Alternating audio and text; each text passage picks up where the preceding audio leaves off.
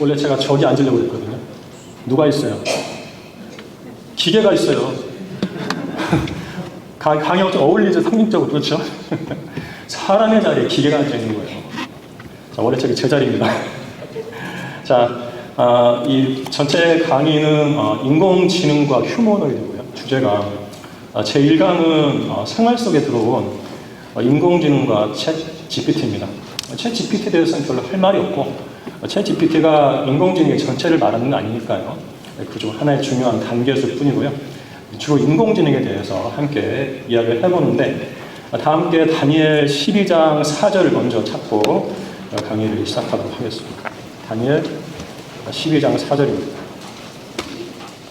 잘 아는 구절이죠. 그러나 너 다니엘아, 마지막 때까지 그 말씀을 닫고 그 책을 통하라.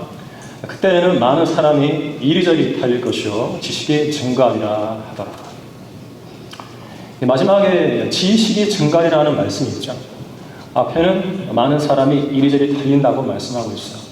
교통수단이 발달하고 우리들 배워왔고, 거기에다가 인터넷을 통해서 지식이 폭발하고 있는 상황, 폭발적으로 증가하는 상황인데, 이 말씀을 한번 겹쳐보면은 정말 지금은요, 휴거가 가까운 지금은 지식이 달리는 시대예요. 근데 단순하게 보급되는 시대가 아닙니다.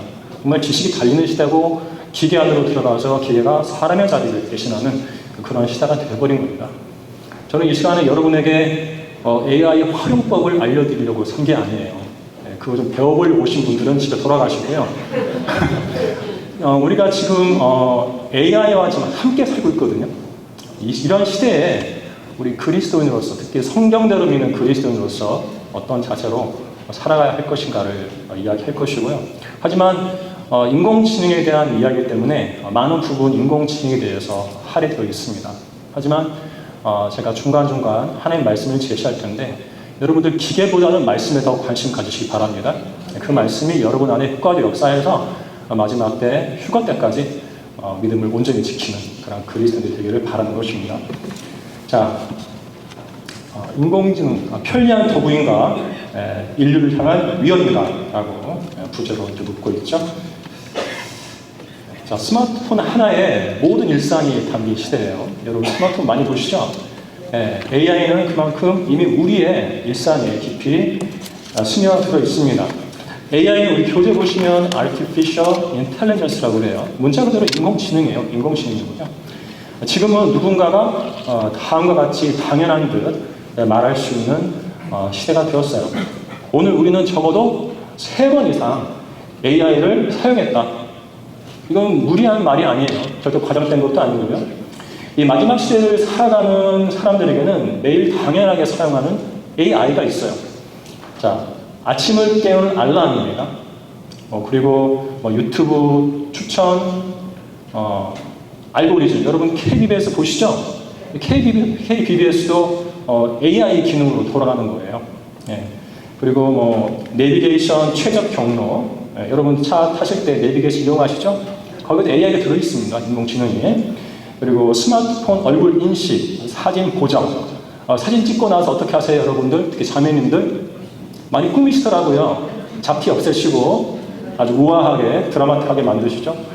그것도 혼자 즐기고 있습니다. 봤습니다. 어쨌든 그러한 것이 지금 우리 일상에 들어와 있어요. 매우 밀접하게 우리와 함께 하고 있는 거죠.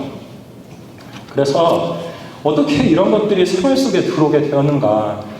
우리는 이제 인공지능 역사에 대해서 함께 보도록 할 것입니다. 어떻게 우리 옆에 이렇게 가까이 들어오게 되었는 그 과정을 알아야 것이거든요. 자, 인공지능은요, 인류 역사의 마지막 때 일어날 일과 관련된 아까 읽었던 다니엘 12장 4절과 그 사절의 예언이 성취된 결과입니다. 많은 사람이 이리저리 달릴 것이고 지식이 증가할 것이라고 하는데, 지식이 아예 달리는 시가 됐고요. 자, 세상은요, 이 증가된 지식을 활용해서 AI를 만들고 있는 거예요. 보통 지식이 아니에요. 엄청난 지식인데 그것으로 AI를 만들고 있는 것이고, 결국은 휴머노이드까지 가는 거예요. 자, 인공지능 역사는요, 단순한 기술적 진보를 넘어서 지능이란 무엇인가를 탐구하고 이를 기계로 구현하려고 수십 년간 진행되었고요. 그래서 AI는 단순히 근래에 갑자기 나타난 최첨단 기능이 아니라 수많은 발전과 쇠퇴를 거친 결과물이다. 한 번에 뚝딱 만드는 기능이 아니에요. 실패하고 시도하고 실패하고 시도하고 하면서 오늘에 이른 것이기 때문에요. 그 과정을 한번 보도록 하겠습니다. 먼저는 이제 프리스토리, 뭐 선사시대라고 그래요. 선사시대, 역사 이전인데요. AI의 역사도요, 본격적으로 발전되기 전에 이전 역사가 있어요. 뭐냐면, 인간 모방의 시작이라고 그래가지고, 자동 체스 기계예요, 자동 체스 기계. 이름이 더 튀르크입니다, 더 튀르크. 1970년대에 만든 기계인데요. 이 볼프강 폰 캠펠렌이 시작한 자동 체스 기계로 큰 화제를 모았는데요. 실제로는 내부에 체스 마스터가 숨어 조종하던 정교한 속임수죠. 겉으로 볼 때는 이런 모습이에요. 이런 모습인데 기계예요. 안에 누가 숨어 있냐면 체스를 정말 잘 두는 사람이 그 테이블 안에 숨어 있어가지고 안에 기계를 조작해가지고 테이블 위에서 체스 알이 움직이도록 만든 거죠. 실은 사람이 두고 있는 거예요. 겉으로는 뭐가 두고 있어요? 오른쪽에 있는 기계가 두고 있는 것이 보인단 말이죠. 이게 인간의 욕망이에요. 정교한 속임수인데요. 이것이 AI의 기원이라는 기원일 수 있다는 거죠. 기계 안에 인간의 지성을 집어넣어서 사람처럼 움직이게 하고 이런 욕구가 이렇게 1770년도부터 있었던 거죠. 속임수지만요. 자, 태동기인데요. 태동기인데 우리 교재에는 꿈의 시작과 제1차 부흥기라고 되어 있어요. 기대와 실망이 교차한 AI의 발전이라고 되어 있는데 앨런 튜링이라는 사람이 있었는데요. 이 사람이 1950년에 질문을 던집니다. 기계가 생각할 수 있는가? 차가운 쇳덩어리인 기계가 생각할 수 있는가? 그런 질문을 던진 거예요.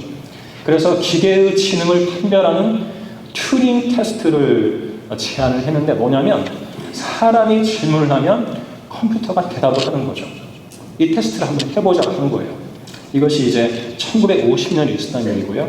그리고 다트머스 회의라는 게 있어요. 다트머스 회의. 1956년에 존 메카시를 비롯한 과학자들이 모여가지고 우리는 20년 안에 인간처럼 생각하는 기계를 만들 수 있을 거야 라고 하면서 이때 인공지능이라는 용어를 공식적으로 사용하기 시작해요. 물론 영어권이니까 Artificial Intelligence라는 용어를 이때 사용하기 시작한 거예요. 다트머스 회의 때부터. 이때는 이제 뭐 체크 게임이나 수학 문제 정도 푸는 프로그램을 만들었는데요. 그러면서 사람들에게 큰 기대를 모았어요. 그런데 겨울이 찾아와요. AI의 겨울이라고 그래요. 여러분 교재 왼쪽에 박스 있죠? 예. 초기의 열광적인 관심과 투자 이후에 AI 기술이 약속했던 혁명적인 변화를 즉각적으로 이루지 못하면서 연구 자금과 대중의 관심이 급격히 줄어드는 침체기를 말해요. 그것을 AI의 겨울이라고 해요. 하지만 이 시기의 기초 연구들은 다음번 AI의 봄, 부흥기의 토대가 됩니다. 대중은 단순하잖아요. 와! 하고 일어났다가 기대에 못 미치면은 싹 썰물처럼 물러가지 않습니까? 이것이 이제 AI의 겨울이 올 거라고 말하고 있는 거예요. 자, AI는 단순한 게임은 잘 풀었는데요. 당시에 그 컴퓨팅 파워, 연산 능력하고 그 데이터 양으로는 복잡한 현실 세계 문제를 해결하지 못했어요. 그래서 벽에 부딪혔고, 그러니까 연구 예산 삭감되고 대중의 기대가 식어버린 것입니다. 하지만 인간은 좀 집요하죠. 거기서 끝난 게 아닙니다. 다시 연구를 하죠. 제2차 부흥기가 와요. 1980년대인데요. 전문가 시스템 시대라고 해요. 과학자들은요, 의사나 변호사의 지식을 컴퓨터에 인간이 집어넣으면 컴퓨터도 전문가처럼 일할 수 있을 거라는 접근법을 취합니다. 그래서 의료 진단, 광물 탐사를 돕는 AI 등이 개발되어서 주목을 받았는데 이것은 이제 인간이 임의적으로 컴퓨터 안에다가 자료를 집어넣는 거예요. 그런데 이후로 두 번째 AI의 겨울이 도래하게 돼요. 전문가의 그 방대한 지식을 어떻게 인간이 일일이 컴퓨터 안에다 입력을 합니까? 그게 안 되는 거거든요. 지식의 절대량의 부족, 컴퓨터 안에다 집어넣을 수 있는 지식량이 절대적으로 부족한 거고, 또 지식 간의 모순이 발생하기 때문에 또다시 침체기를 맞이하게 돼요. 그런데 머신 러닝과 데이터 시대가 1990년대부터 2010년 사이에 도래하게 됩니다. 머신 러닝, 기계가 직접 공부하는 거예요. 배우는 겁니다. 교재 잠깐만 보시면은 이 통계적 접근이라고 머신 러닝으로 전하는데요. 사람이 직접 논리적 규칙을 타이핑 쳐서 입력하는 방식에서 탈피해가지고요. 인터넷 보급으로 폭발한 방대한 데이터로부터 컴퓨터가 스스로 패턴을 학습하는 방식으로 패러다임이 바뀌게 돼요. 인간이 입력하지 않고 컴퓨터가 알아서 그 데이터를, 방대한 데이터를 수집하는 거죠. 컴퓨터에게 바톤이 넘겨진 거예요. 자, 그러한 시대인데요. 그래서 이제 이렇게 해서 제 3차 부흥기에 알파고 아시죠? 이스들 구단하고 바둑뒀잖아요. 알파고하고 오늘날의 생성 AI까지의 기간 한번 보도록 하겠습니다. 그림 좀 작습니다. 예, 교재 보시면 좋겠고요. IBM사가 딥블루라는 기계를 발명을 합니다. 딥블루. 1997년인데 체스 특화 인공지능 컴퓨터예요. 체스만 전문적으로 잘 두도록 만든 컴퓨터입니다. 1997년에 딥블루 체스 전용 칩을요 480개를 탑재시킵니다. 이전엔 더 적게 탑재시켰는데 칩이 적으니까 러시아 출신 세계 체스 챔피언 가리 카스파로프한테 집니다. 지니까 그 뒤로 칩을 엄청나게 많이 넣어버려요. 무려 480개의 체스 칩을 넣어버립니다. 그러니까 2차 대결 때 2승 3무 1패로 이 딥블루라는 컴퓨터가 전 세계 체스 챔피언 가리 카스파로프를 공식 경기에서 꺾고 승리를 합니다. 자, 이것이 고성능 하드웨어와 정교한 알고리즘을 바탕으로 AI가 특정 영역에서 인간의 능력을 뛰어넘을 수 있음을 증명한 사건이 된 거예요. 컴퓨터가 사람을 이기기 시작한 거죠. 다음 페이지 보시면요. 그래서 제 3차 부흥기가 오는데요. 빅데이터와 딥러닝의 혁명인데요. 2010년대부터 현재까지입니다. 자, 빅데이터 많이 들어보셨죠? 네, 빅데이터. 자, 딥러닝이 부상을 하는데, 딥러닝. 기계가 학습을 하는데 더 깊이 학습을 한다는 거예요, 스스로 공부를 하는 거예요. 자, 교재 보시면은요, 컴퓨터에게 규칙을 가르치지 말고 대신 엄청난 양의 데이터를 주면 스스로 학습할 수 있을 거야 라는 접근으로 성공했어요. 자, 컴퓨터가 사람처럼 스스로 학습할 수 있도록 인공신경망, Artificial Neural Networks를 층층이 쌓아서 만든 머신 러닝의 한 종류인데, 이거는 인간의 뇌 신경망을 모방한 기술이 비약적으로 발전한 거예요. 인간의 뇌 신경망은 더 복잡하잖아요. 이거를 컴퓨터에다가 적용을 해버린 거죠. 하나님을 모방한 거예요. 창조주를 모방한 거예요. 그러니까 창조주께서 하신 방식 그대로 모방하니까 그걸 기계에다 넣어버리니까 기계가 사람처럼 되어버리는 거죠. 무섭죠? 무서워요. 자, 그래서 잠깐만요. 그래서 이제 그 알파고 쇼크가 나오죠. 2016년에 알파고 충격. 자, 구글 딥마인드의 알파고, 이거는 이제 바둑 인공지능 프로그램이에요. 아까 딥블루는 뭐였어요? 체스 전문 컴퓨터예요. 이 알파고는 뭐냐면 바둑 전문 컴퓨터예요. 바둑 전문 컴퓨터. 체스든지 바둑이든지 챔피언이 되려면 보통 두뇌 가지고 안 되거든요. 이거를 컴퓨터가 이겨보자 하는 시도였던 거죠. 그래서 이게 바둑 세계 챔피언인 구단이죠. 이세돌 구단을 이겨버립니다. 그래서 AI가 인간의 직관 영역까지 구현할 수 있음을 증명을 했고요. 이후 인공지능은 단순한 규칙 기반의 연산을 넘어서 단순한 계산을 넘어가지고요. 스스로 창작, 추론하는 생성형 AI로 발전하게 돼요. Generative AI를 부르는데 생성형이라는 것은 없던 것을 새로 만들어낸다는 뜻이에요. 누가? 기계가 스스로요. 자기가 창작하는 거예요. 생성의 AI, 지금 우리가 눈으로 보고 느끼고 있는 그런 부분들이죠. 새로운 콘텐츠를 직접 만들어내는 AI입니다. 자, 생성형 AI가 등장하는데, 그래서 2022년부터 챗 GPT 유명하죠. 갑자기 등장을 해가지고 단순한 분석과 예측의 도구에서 새로운 콘텐츠를 창조하는 생성적 파트너의 시대로 진입을 하게 됩니다. 여러분 이런 거 이용하십니까? 이용하는 분도 계실 거예요. 편해요. 옛날에는 우리가 직접 검색어를 쳐가지고 직접 자료를 막 수집을 했거든요. 지금은 뭐 구글 제미나이 그런 걸 치면 비서의 비서 다 가져와요. 업무 효율이 높아진다는 거죠. 업무 효율이. 많이들 이용할 거예요. 그런데 이런 현상을 잠깐 보면요. 핵심 포인트가 있어요. AI를 향한 인간의 노력은 현대판 바벨탑의 과정이라는 거예요. 바벨탑의 과정. 자, 인간의 잠재력을 최대한 끌어올려가지고 인간의 힘으로 하나님 없이 인간들이 일하지 않고도 편히 먹고 살 수 있는 유토피아를 건설하려는 현대판 바벨탑의 과정이다라는 거죠. 이 부분의 교재를 보시면 좋습니다. 창세기 11장 4절에서 또 그들이 말하기를 가서 우리를 위하여 성읍과 탑을 세우되 탑 꼭대기가 하늘에 닿도록 하여 우리의 이름을 내자. 그리하여 우리가 온 지면에 멀리 흩어지지 않게 하자 하더라. 창세기 11장 4절입니다. 여기 탑이 나오잖아요. 탑은 어디로 쌓습니까? 가로로 쌓아요? 탑이에요? 아니죠. 위로 쌓는 거잖아요. 탑은요. 위로 올라가려는 인간의 욕구, 인간의 욕망을 상징하는 거예요. 위로 계속 올라가죠. 그러니까 AI라는 거는 인간이 하나님처럼 되려는 욕구를 보여주는 거죠.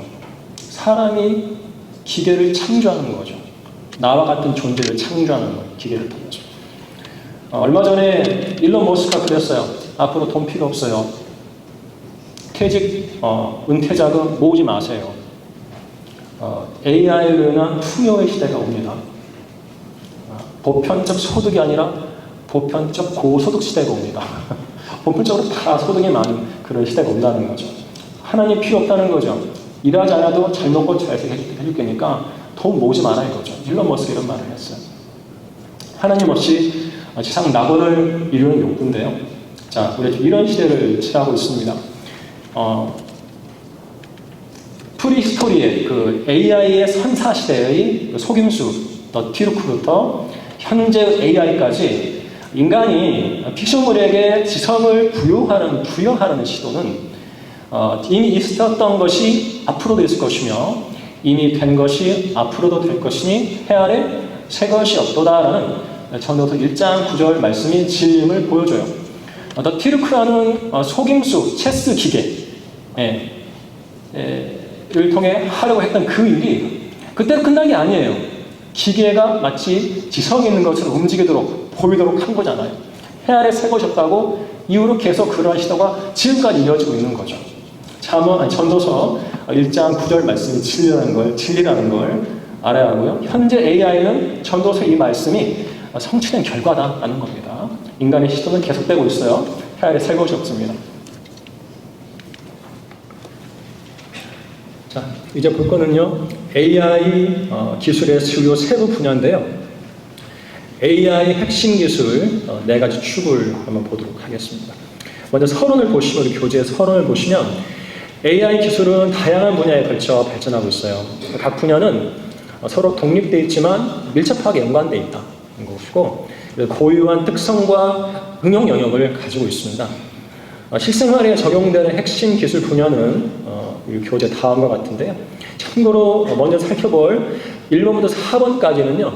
AI의 핵심적인 4가지 기술인데 4가지 축이라고 제목을 달아놨죠. 한번 보도록 하겠습니다. 먼저 기계학습이에요. 기계학습, 머신 러닝인데요. 이거는 이제 데이터를 스스로 경험하고 배운다. 기계가 스스로 경험하고 배운다는 거죠. 이것은 AI의 핵심 기능입니다. 직접 경험하고 배운다는 거죠. 스팸 메일 필터링이라든지 상품 추천 시스템, 일기예보 이런 것들이 이것을 기반으로 한다는 거죠. 어떤 메일이 스팸이라는 걸 알까요? 이게 바로 기계 학습이라는 거예요. 스팸을 학습해서 이건 스팸이다. 기계가 아는 거예요. 그래서 그걸 골라내는 거죠. 이게 머신 러닝이에요. 스스로 학습을 해서 경험을 쌓아가는 거예요. 그래서 그것을 적용하는 거죠. 두 번째는요, 자연어 처리인데요. 자연어라는 인간 언어를 말하는 거예요. 인간 언어인데 컴퓨터가 인간 언어를 이해하고 어떤 것을 새롭게 생성할 수 있는 그런 기술을 말합니다. 챗봇 아시죠? 여러분 카드 앱 들어가면 누가 상담하려고 기다리고 있어요. 예? AI가 상담하려고 기다리고 있어요. 챗봇이요. 예, 그래서 누가 없어져요? 상담원들이 직업을 잃고 있는 거죠. 원래는 여자 상담원들이 해야 할 일인데 그 남자 그림이 그려질 때로 제가 사용하는 카드 앱은 그 챗봇이 대신하고 있는 거죠. 번역 앱, 감성 분석, 문서 요약, 질의응답 시스템 등에 주로 쓰이는데요. 최근에는 GPT 같은 대형 언어 모델이 등장해서 더욱 자연스러운 언어 이해와 생성이 가능해졌다는 겁니다. 그 다음은 컴퓨터 비전인데요. 비전이라는 건 보다란 뜻이에요. 보다, 시각인데 컴퓨터가요, 이미지나 비디오를 자기가 직접 보고 이해할 수 있게 하는 기술이에요. 컴퓨터가 직접 보고 이해한대요. 특히 그 자율주행 자동차, 도로 상황을 인식하죠. 양옆에 있는 차선을 기계가 읽어요. 읽으면서 저 같은 경우에도 그 기능을 누르면 손 놓고 가요. 차가 삐뚤게 가잖아요. 알아서 핸들이 돌아갑니다. 정 가운데로 갑니다. 스스로 인식을 하는 거죠. 자율주행 자동차. 그리고 의료 영상 분석. 몸에 뭐 사마귀 같은 게 났어요.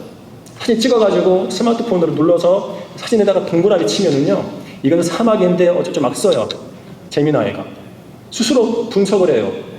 이런 것들. 이거는 병원으로 가면 또 더 크게 분석하겠죠. 안면인식, 보안 시스템, 증강현실. 이게 폭넓게 활용되는데, 증강현실이 뭐냐면 아래 그 설명이 있습니다. 눈으로 보는 현실 세계의 배경 위에 가상의 이미지나 정보, 3D 그래픽, 텍스트 등을 겹쳐서 증강시켜서 보여주는 기술. 일례로 차량 내비게이션이 있어요. 내비를 켜면 내가 특정 구간으로 진입해 들어가야 돼요. 그러면은 내가 들어갈 구간이 내비게이션의 그 카메라로 영상이 떠요. 뜨고 일이 들어가야 한다고 그 위에 화살표가 막 깜빡깜빡거려요. 실물 영상 위에 글이나 기호가 새겨지는 거죠. 이게 증강현실입니다. 증강현실이에요. 이런 것에 컴퓨터 비전이 사용된다. 컴퓨터가 직접 보고 판단하는 거죠. 그 다음에 이제 로보틱스죠. 로보틱스. AI를 물리적 세계에 적용하는 분야인데요. 지능을 가진 로봇을 만드는 것이 목표예요.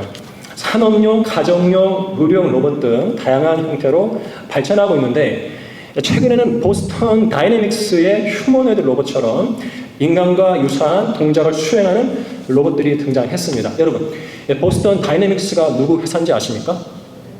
현대 거예요. 우리나라 현대자동차가 그 회사를 샀어요. 그래서 미국에 있는 보스턴 다이내믹스는 현대의 자회사고요. 거기서 로봇을 연구를 합니다. 로봇이 뛰는 거, 달리는 거, 덤블링 하는 거, 그 전부 다 현대자동차 겁니다. 근데 이게 우리나라 들어왔죠. 뭐예요? 로봇 이름이 뭐예요? 아틀라스예요. 그 아틀라스를 이 현대자동차 공장에다 투입한다고 그러죠. 그럼 어떻게 돼요? 사람은 다 나가라 이거죠. 이게 자본입니다. 자본이에요. 자본주의죠. 스팟이라고 불리는 사적 보행, 개 같은 로봇 있죠? 이 전부 다 이 보스턴 다이내믹스에서 만들고 있습니다. 로보틱스 기술을 이용하는 거죠. 자, 여기까지 핵심 축이고요. 네 가지 핵심 축이고, 그 다음에 이제 우리가 볼 건 전문가 시스템부터 음성 인식과 합성까지입니다. 음성 합성까지 하죠. 누가 이용해 이걸요? 보이스피싱 이용하죠. 네, 아주 그런 시대예요 지금요. 자, 전문가 시스템은요, 엑스퍼트 시스템인데, 특정 분야의 전문가 지식을 컴퓨터 시스템으로 구현해서요, 인간 전문가를 보조하거나 아예 대체해버린 시스템이죠. 의사, 의료진단, 금융자문, 법률상담 등의 목표인데요. 그러니까 의사 아웃, 주식회사 주식시장 아웃, 그리고 법률상담, 변호사 아웃 이런 거예요. 다 기계 대체한다는 거죠. 그리고 IBM의 왓슨이 의료 진단에 활용된 것이 대표적 예시인데요. 이 왓슨이 뭐냐면 우리 교재도 사진 있지만 이건데요. 사람 사이에 있죠. 모니터 안에. 인공지능 초기의 퀴즈왕 AI 시스템이에요. 2011년 2월에 미국의 유명 TV 퀴즈쇼인 제퍼디에 출연해가지고 인간 최고들을 상대로 해서 압도적으로 우승을 했다. 퀴즈 게임에 이 왓슨이 등장을 해가지고 사람들을 제치고 승리했다는 거죠. 사람보다 똑똑하다는 거죠. 자, 그 다음에 이제 강화학습이라는 게 있어요. 기계학습의 한 분야인데 에이전트, 환경을 인식하고 판단을 내려서 스스로 행동하는 주체인데 에이전트가 환경과 상호작용하며 보상을 최대화하는 방향으로 스스로 학습하는 방법이에요. 이 보상이라는 말이 좀 어려울 거예요. 일종의 점수 획득인데요. 어떤 일을 해내면 시스템에서 긍정적인 피드백을 보내요. 잘했다. 피드백을 보내면 이 기계가 내가 잘했네 하면서 그 방향으로 더 발전해 나가는 거죠. 스스로 학습을 해나가는 거죠.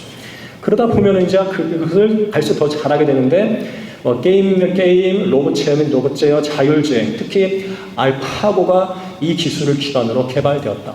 바둑도 두고도 또 두다가 수를 두다가 좀 좋은 방향으로 경험을 쌓아가지고 아예 잘 두게 되는 그런 걸 말하는 거죠. 강화학습이고요. 그 다음에 딥 러닝 아까 했었고요. 인간의 뇌구조를 모방해가지고 심층 신경망을 사용해서 대량의 데이터를 스스로 학습해서 복잡한 패턴을 파악하는 뛰어나다. 이미지 인식, 자연어 처리, 음성 인식 등 다양한 분야가 있고 또 자율주행차, 물체 인식, 의료 영상 분석. 그리고 이제 그다음에 음성 인식 및 합성이 있는데 인간의 음성을 컴퓨터가 이해하고요. 이게 인식이고요. 또 컴퓨터가 인간의 음성을 만들어냅니다. 합성합니다. 이 기술이에요. 이것도 AI로 가능합니다. 음성 비서라든지 자동 자막 생성. KBS 어떤 영상을 보면 뉴스 앵커가 말을 하면 까맣게 자막이 막 생성되죠. 이것도 이게 음성 인식 기능으로 되는 겁니다. AI가 들어가 있는 거고 또 텍스트 음성 변환. 우리 성경 특정 부분을 블록 처리해가지고 AI 하면은 읽어주잖아요. 이게 다 그런 기술이라니까요. 음성 인식 합성, 텍스트 음성 변환, TTS 기술입니다. 이런 것들이 활용되고요. 그래서 딥 러닝 기술 덕분에 더욱 정확하고 자연스러운 처리가 가능해졌다라는 거예요. 자, 파워포인트 보세요. 자, 마지막으로 봤던 두 번째로 봤던 이 전문가 시스템, 강화 학습, 딥 러닝, 그다음에 음성 인식과 합성 이런 것들이 결합되면 상호 유기적으로 연결되는데 결합되면 의사가 하는 일을 보조할 수 있어요. 기계가. 그리고 금융, 법률 상담도 기계가 해줄 수 있고 또 영상 편집도 가능하고 또 운전까지 가능합니다. 그럼 운전하신 분들 어떻게 했어요? 자율주행이 완전히 그러면 직업을 잃겠죠. 무서운 시대가 오고 있는 것입니다. 지금은 좀 편할지 모르지만요. 아니에요. 자, 이렇게 기계가 생활 속으로 많이 들어왔는데 자, 생활 속의 인공지능입니다. 생활 속의 인공지능. 인공지능은 이미 우리 삶 속 깊숙한 곳까지 들어와가지고 실질적인 편의를 제공하고 있어요. 단순히 이론적인 개념을 넘어가지고 실제 생활과 업무에서 유용하게 활용할 수 있는 대표적인 사례와 프로그램들을 정리하는 다음과 같은데 제가 시간 관계상 다 할 수가 없습니다. 자, 업무의 생산성 및 문서 작업. 회사에서 일하는 사람들은 많이 이용하는데요. 복잡한 문서나 메일 작성, 자료 요약 이런 거 잘합니다. 반복적이고 시간이 많이 걸리는 작업의 효율을 극대화하고 있고요. 이런 것들이 있고 또 두 번째는 일상 속 정보 탐색 및 관리. 인터넷에서 터져있는 파편화된 정보들을 모아가지고 명령을 내리는 사람에게 마치 개인적인 비서처럼 그걸 가져다 줍니다. 이런 역할을 하고 있고 그 다음에 시각 및 창작 활동이 있어요. 우리에게 디자인 지식이 없어도 전문가 수준의 결과물을 얻을 수 있는 영역입니다. 이것을 AI가 다 해주고 있습니다. 글만 집어넣으면 어떤 파워포인트를 만들어 준다든지 영상을 편집해 준다든지 너무 간단하게 일을 할 수 있는 시대가 되어버린 거예요. 그림을 그려주기도 하고요. 그 다음에 네 번째는 생활 밀착형 자동화인데 우리 교재에는 일상편이라고 되어 있죠. 파워포인트에는 일상편이. 자, 우리가 미처 의식하기도 전에 이미 일상 깊숙이 자리 잡아가지고 자연스럽게 사용하고 있는 인공지능 기술들이 있어요. 우리 교재에 보면은 첫 번째가 뭐라고 되어 있습니까? 좀 생소할 텐데 디플이라고 되어 있죠. 디플. 네. 자, 문맥을 파악하는 능력이 매우 뛰어나가지고 번역을 해줍니다. 번역. 문서나 웹사이트 번역. 우리 인터넷에 가면 영어로 된 사이트 있잖아요. 뭐가 떠요? 팝업창 뜨죠? 번역해 드릴까요?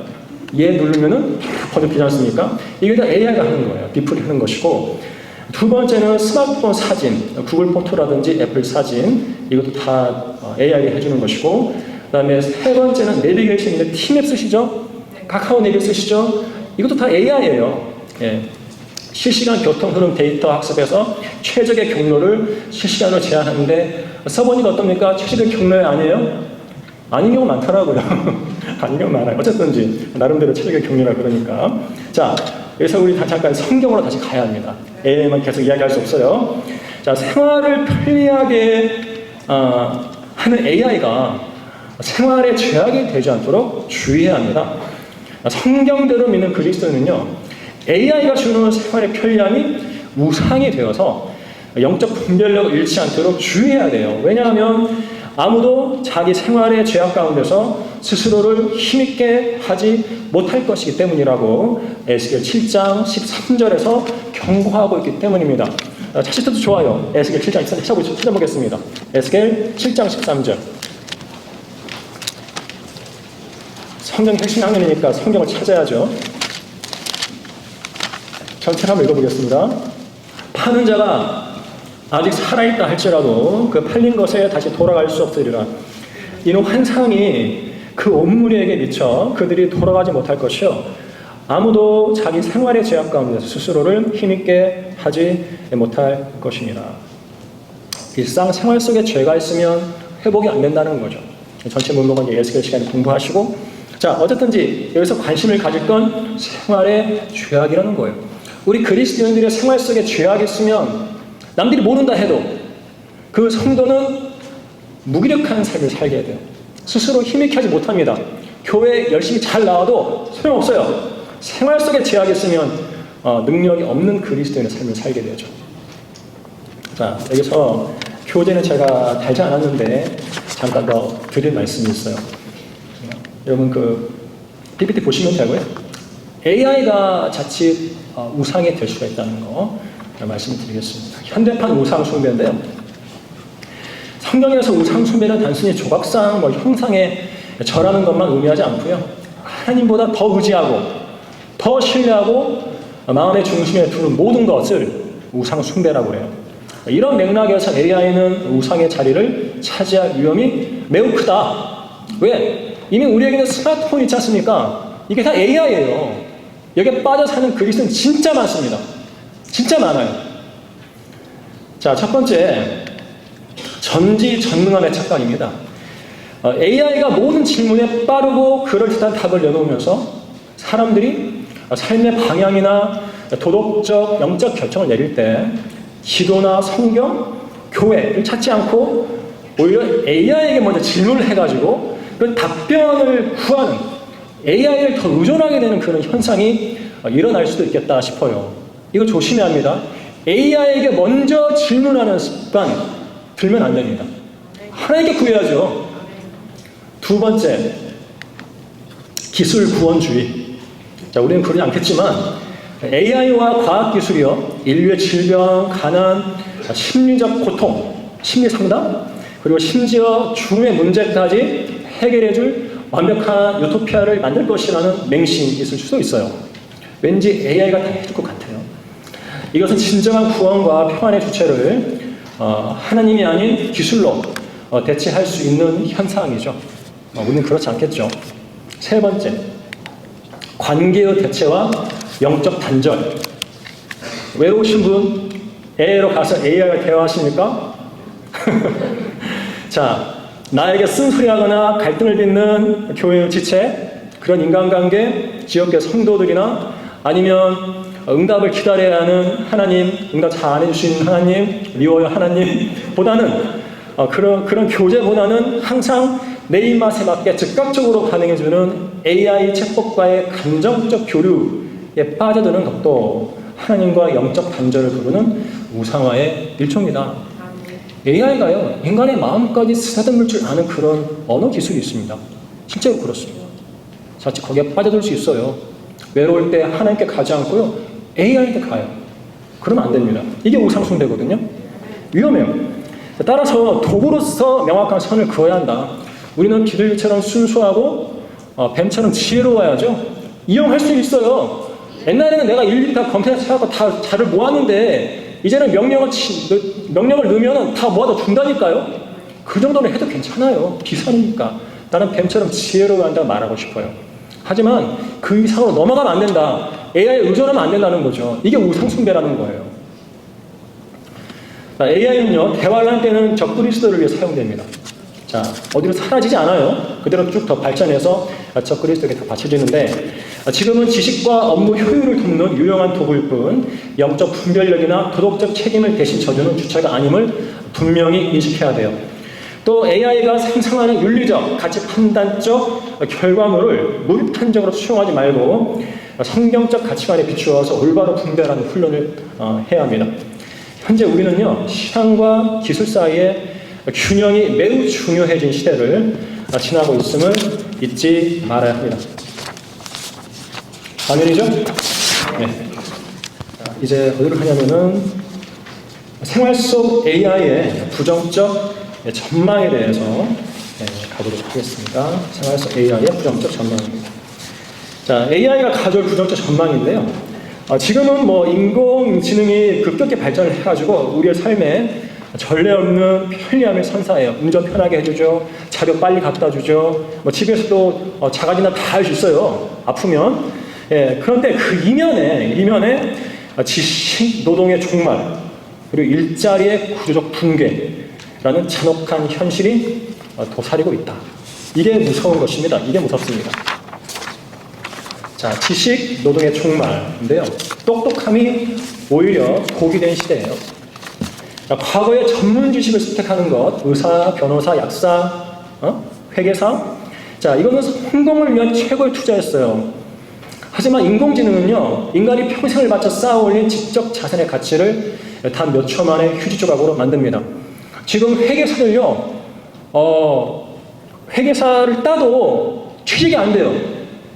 아십니까? 그 사람을 데모하는 거 아시죠? 뉴스 보셨어요? 왜냐하면 기존 회계사들이 그들을 채용해가지고 훈련을 시켰는데 기계가 다 해주는데 뭘 뽑아요? 안 뽑아버리는 거죠. 회계사 기껏 따놓고 택배하고 있습니다. 그런 시대예요. 기계가 인간을 몰아내고 있는 거죠. 전문직의 딜레마예요. 전문직의 딜레마. 약사, 특히 약사, 회계사, 변호사 나중에 다 물러나게 됩니다. 인공지능이요, 이들의 지식을요, 학습을 잘한대요. 데이터가 많으니까 그냥 그걸 학습을 해가지고요, 인간이 수천 페이지의 법전을 뒤적이면서 애를 쓸 때 AI는 전 세계 임상 데이터와 판례를 0.0001초 만에 분석해서 최적의 결론을 도출합니다. 사람이 필요 없어요. 그렇기 때문에 약사, 회계사, 변호사 등 고도의 전문직이 AI로 인해서 사라질 직업군으로 가장 먼저 언급이 되고 있는 거예요. 대체는 직업군이 있는데 실업의 공포가 있는데 간단히 보도록, 여기 교재 보시면 쭉 보십시오. 12부터 보십시오. 12. 텔레마케터, 전화 상담원. 이미 이건 뭐 챗봇이 대체하고 있죠. 챗봇. 그 다음에 다음 페이지 보시면 단순 데이터 입력원, 행정사무원, 그 번호 옆에만 보면 되겠어요. 8위는 은행원 및 재무관리사, 7위는 계산원 및 매장 점원, 6위는 번역가 및 통역사, 5위는 법률사무보조원, 4위는 회계사 및 세무사, 3위는 단순 제조 및 조립라인 노동자, 2위는 콘텐츠 작성자 및 기초기자, 기초기사 작성해준 사람, 1위는 운전기사, 택시, 트럭, 배달. 자율주행이 거의 대체한다고 그러죠. 이미 시범으로 운행되고 있죠. 자, 다음 페이지 보시면은요, 좋은 직업 가지려고 많이 노력해왔잖아요, 지금까지. 지금은 어때요? 지금 그런 모든 노력의 물거품이 되고 있습니다. 자, 세상 직업의 허무함이에요. 자, 영원한 가치에 집중하라 이거죠. 자, 세상에 많은 최고 투자, 전문 지식, 의사, 변호사, 회계사가 AI라는 거대한 기술 앞에서 얼마나 허무하게 무너질 수 있는가를 생각하면 세상 지식이 아닌 영원한 가치에 집중해야 함을 알 수가 있어요. 전도서 2장 22절 23절에서는요. 사람이 해 아래서 수고한 그의 모든 수고와 그의 마음의 고통을 얻는 것이 무엇이냐? 이는 그의 모든 날들이 슬픔이며 그의 수고로운 비탄이요 정녕 그의 마음이 밤에도 쉬지 못함이니 이것도 또한 헛되도다. 아무리 노력하고 수고해도 더 헛될 뿐이라는 거. 지금은 더 그렇다는 거죠. 기껏 노력했더니 기계 때문에 내가 거기에 들어가지는 못하는 거예요. 인간이 자랑하던 지식, 노동의 가치는요.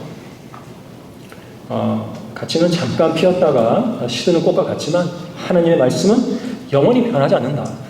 푸른 나무가 꽃을 시드나 우리 하나님의 말씀은 영원히 서리라. 자, 지금은 우리가 더더욱 하나님의 말씀에 집중해서 영원한 가치에 우리의 인생을 걸어야 합니다. 그런 때가 더 다가온 거죠. 자, 그 다음 이제 더 무서운 이야기 할게요. 그림이 으시시합니까? 중국이에요, 중국. 예, 중국 이야기를 할 텐데요. 중국을 뭐가 상징합니까? 중국을 상징하는 짐승이 뭐예요? 몰라요? 곰이에요? 용이죠? 용, 제가 귀가 좀 안 좋아서 용이라고 하셨죠? 왜 하필 용으로 자기 나라를 대표하는가? 러시아는 뭐가 상징합니까? 곰이죠. 영국은요? 사자죠. 다 의미가 있죠. 성경에서 미국은 표범이죠. 인종의 도가니. 어쨌든지 이 용의 나라가요. 이러한 기술에 AI를 이용해서 국민을 감시하는 기술의 세계 탑이에요. 지금도 그 이야기를 하겠습니다. 인공지능이 여기까지 왔다라는 건데 AI 감시 통제 체계가 중국을 비롯한 글로벌 전역에서 세계 전역에서 현실화되고 있습니다. 현재 인공지능과 빅데이터 기술은 단순한 편의를 넘어 국가가 시민을 감시하고 통제하는 강력한 수단으로 활용되면서 큰 논란을 낳고 있어요. 이게 남의 나라 이야기가 아니라는 거죠. 자, 중국의 AI 감시 체계인데 대표적으로 천망이라는 게 있고 그 예안이라는 게 있습니다. 예안. 자, 천망이 뭐냐면 하늘의 그물이라는 뜻이에요. 하늘에 쳐진 그물. 예. 실제로 이 CCTV를 이름을 이렇게 지었어요. 왜 그물이라고 그러죠? 자기 국민들을 그물로 물고기 붙들어두겠다는 거죠. 그물에 못 빠져나갑니다. 예. 사자도 그물로 잡잖아요. 국민을 그렇게 잡겠다는 거예요. 통제하겠다는 거죠. 천망인데 이거는 단순한 녹화가 아닙니다. 예. 중국 전역에 수억 대의 AI가 깔려 있습니다. AI 기반 CCTV가 단순한 녹화가 아니라요. 기계학습, 머신러닝 배웠죠? 기계학습을 통해서 보행자의 걸음걸이, 체형, 나이, 의상, 안면 인식, 코 길이라든지 눈과 눈 사이의 거리라든지 이마의 넓이라든지 이런 걸 다 학습을 한대요. 각 사람에 대해서 실시간으로 분석을 합니다. 그리고요. 머리에 염색하거나 마스크를 써도 누구인지 식별할 수 있는 수준이라고 그래요. 마스크 쓴다고 못 알아본다? 머리 색깔 깎았다고? 머리 색깔 바꿨다고 못 알아본다? 그게 아니래요. 다 안답니다. 이 CCTV가. 그리고 예안이 있어요. 예리한 날카로운 눈인데 sharp eyes죠. 이게 뭐냐면은 도시 중심의 천망을요. 중국의 농촌 변방 지역까지 확대하는 거예요. 그래서 마을 주민들의 스마트폰이나 가정용 TV, CCTV를 국가 감시망과 연동해서 지역사회 전체를 촘촘하게 감시한다. 중국은 산이 많지 않습니까? 그런 지역까지도 감시하는 거예요. 사람들을요. 이 AI CCTV를 통해서. 이게 중국입니다. 그런데 이게요. 좀 파워포인트 보시면은요. 이게요. 데이터를 통합을 해요. 여러 가지 한 개인에 대해서 정보들이 있는데 요금을 결제할 때 요금 결제, 그다음에 그 사람의 위치, GPS 위치, 그다음에 메신저 기록, 메일을 주고 받잖아요. 그런 기록들을 어디다 연결을 시키냐면 그 사람의 안면 데이터에다 연결을 시켜요. 그래가지고 그 사람 자체를 실시간으로 통제해버립니다. 무섭죠? 무서워요. 개인이 국가의 통제 안에 완전히 들어가는 거죠. 내가 어디서 뭘 하는지 다 아는 거예요. 예. 이건 정말 사생활 통제 수준이에요. 사생활 통제 수준. 자, 더 있어요. 보시죠. 이게 누구게요? 사거리에서 무단횡단하다가 걸린 사람이에요. 사거리 전광판에다가요 바로 띄워버려요. 자, 무단 횡단 지시 적발, 영어로 name and shame이에요. 이름을 딱 제시하고 shame, 수치심을 준다는 거죠. 무단 횡단 못하도록. 교차로에서 무단 횡단하면요 AI 카메라가 얼굴을 인식해서 그 사람의 신호를 즉석에서 파악을 합니다. 그것을 그 즉시 인근 대형 전광판에 얼굴, 이름, 주민등록번호 일부를 공개해가지고 대중적인 수치심을 주는 거죠. 이 전광판 아래 있는 사람들이 다 알죠, 이 사람 있죠. 네? 현장에서 보는 거예요. 벌금은요 모바일페이로 그냥 자동 부과됩니다. 알리페이로. 그런 게 있고 이게 중국이에요 지금. 그다음에 사회 신용등급 시스템. 좀 글씨 좀 작습니다. 시민들의 행동을 점수화해요. 그래서 AI 카메라에 교통법규 위반, 쓰레기 무단 투기, 정보 비판자 성향 등이 포착되면 점수가 깎여요. 내가 뭐하니 다 알고 있는 거죠. 점수가 낮아지면 고속철도, 비행기표 예매 제한, 어디 가고 싶어도 못 가. 자녀의 명문대 입학 제한, 성적이 좋아도 대학 못 가. 그다음에 은행 대출 거부, 돈이 필요한데 대출 못 받아. 현실적으로 실질적인 불이익을 줘버려요. 그리고 소수민족 감시, 신장 위구르 지역 잘 아시죠? 특정 지역 주민들의 동선을요 AI가 24시간 추적합니다. 평소에 동선에서 벗어나거나 수상한 행동을 보이면 즉시 공안에게 비리리리 알람이 가요. 누가 어디서 나쁜 짓 한다고? 그런 시스템이 지금 가동 중에 있어요. 이것이 중국에만 머물겠습니까? 자, 이 핵심 기술 메커니즘을 좀 잠깐 보도록 하겠습니다. 크게 세 가지 단계로 작동하는 AI 감시 체계인데요. 첫 번째는 컴퓨터 비전이에요. 컴퓨터가 봐요. 시각적으로 봅니다. 이제 이 카메라가 인간의 눈처럼 사물과 사람을 식별하고 앞면의 미세한 특징점, 눈 사이 거리, 코 높이 등을 데이터화해요.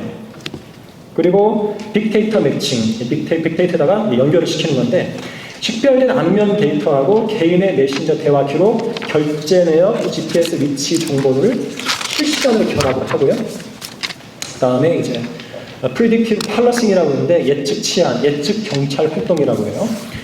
과거 범죄 데이터하고요, 현재의 행동 패턴을 비교해가지고 특정 사람이 범죄를 저지를 확률이 높다는 것을, 얼마나 높은가를 미리 예측하고 감시를 하는 거죠. 자, 이 사람이 현재의 행동을 보고 과거 패턴과 연결을 시켜가지고 범죄하지, 그러니까 중국이라는 나라에 말 안 들 것 같으면 미리 가서 이렇게 붙잡아버리는 그런 일을 하는 거예요. 자, 이건 중국에만 국한된 게 아니고 다른 나라에도 지금 수출이 되고요. 특히 이제 권위주의적 국가들이 있습니다. 권위주의적 국가들, 그런 국가들에 그런 나라들은 이제 국민을 통제를 원하기 때문에 많이 그 나라에 수입해 갔다고 그래요. 앞으로 적그리스도가 등장하면 전 세계적으로 퍼지겠죠. 자, 여기 이제 보면은 디지털 판 옵티콘이라는 그런 게 있습니다. 글로벌 확산 우려인데 보이지 않는 감시다. 이게 이제 미국 같은 데 가면 저런 감옥이 있어요. 누구라고 써 있습니까? 누구죠? 제레미 벤담이 창안한 건데 아주 효율적이에요. 죄수들은 이제 원형 이 공간에 이제 죄수를 싹 가둬놓고 감시탑을 하려면 딱 가운데 놓는 거예요. 죄수들은 다 볼 수 있어요. 감시탑 안에서. 근데 죄수들은 감시탑을 보지 못하겠죠. 그냥 뭐 간수 한 2-3명이면 죄수들을 다 감시할 수 있는 효율적이거든요. 효율적입니다. 판옵티콘이라는 건 판은 전체라는 뜻이고요. 옵티콘은 보다라는 뜻이에요. 이것이 헬라어에서 온 단어입니다. 판옵티콘. 전체를 본다라는 뜻이에요. 중앙의 감시탑에서 죄수를 감시하는 원형 감옥을 뜻하는데요. 죄수는요, 간수가 자신을 보고 있는지 안 보이는지 알 수가 없어요. 그냥 불안한 거죠. 불안한 거예요. 그래서 간수가 보는데 내가 뭐 나쁜 짓 할 수 없잖아요. 늘 스스로를 통제하게 되는 시스템이에요. 자, AI 감시 체계는요, 시공간에 제약이 없는 디지털 판 옵티콘을 만들어냅니다. 어디서 어떤 CCTV가 나를 찍고 있을지 모르잖아요. 그래서 알람이 공안한테 가가지고 공안이 출동해서 나를 잡아갈지 모르잖아요. 그래서 늘 조심하는 거죠. 늘 사람 편이고. 자, 내가 언제 어디서 누구를 만나서 무슨 말을 했는데 AI가 모두 기억하고 있다는 거예요. 다 듣고 있다는 거죠. 이런 심리적 압박감이 인간의 자유로운 사유와 비판의식을 위축시킵니다. 더 큰 문제는 이런 AI 감시 기술과 장비가 아까 설명했듯이 권위주의적 성향의 다른 국가들, 일부 아프리카, 중동, 남미 국가로 수출되면서 독재의 디지털화를 부추기고 있다라는 거고요. 결국 AI는 인류 편의를 돕는 도구에 그치지 않고 조지 오웰의 소설 1984 속에 많이 들어봤죠. 빅브라더, 큰형님, 빅브라더처럼 모든 인류를 통제하는 무기가 될 거예요. 우리는 적그리스도를 이야기할 때 빅브라더를 언급하죠. 네. 적그리스도가 빅브라더처럼 등장을 해서 인류 전체를 통제할 건데요. 자, 원래요, 인간의 모든 걸음을 감찰하시는 분은요, 인간의 모든 걸음을 감찰하시는 분은 하나님 한 분뿐이죠. 네. 그래서 욥기 34장 21, 22절에 이렇게 교재 써놨는데요. 그분의 눈이 사람의 길들 위에 있나니 그분은 사람의 모든 걸음들을 보시는도다. 죄악의 일꾼들에게는 자신들을 숨길 수 있는 아무것도 없고 죽음의 그림자도 없도다. 그런데 적그리스도가 전제하진 않죠. 하나님은 전제하신데 사탄은 전제하지 않아요. 하나님을 흉내내기 위해서 뭘 쓰겠어요? AI CCTV 쓸 거예요. 다 알고 있다는 거야. 내가 너희를 다 알고 있다는 거죠. 네? 하나님처럼 자신이 전제한 존재인 양 인간을 통제하러 들 거예요. 안 그러겠으면 적그리스도가 와가지고 환란성년 지성소에 앉아있는데 누가 어디서 뭐 하고 있더라 말할 수 있겠잖아요. 그렇죠. 정보를 모아가지고 전자 하나님처럼 그런 노릇할 수 있지 않겠습니까? 물론 제 상상이지만요. 자, 어쨌든지요.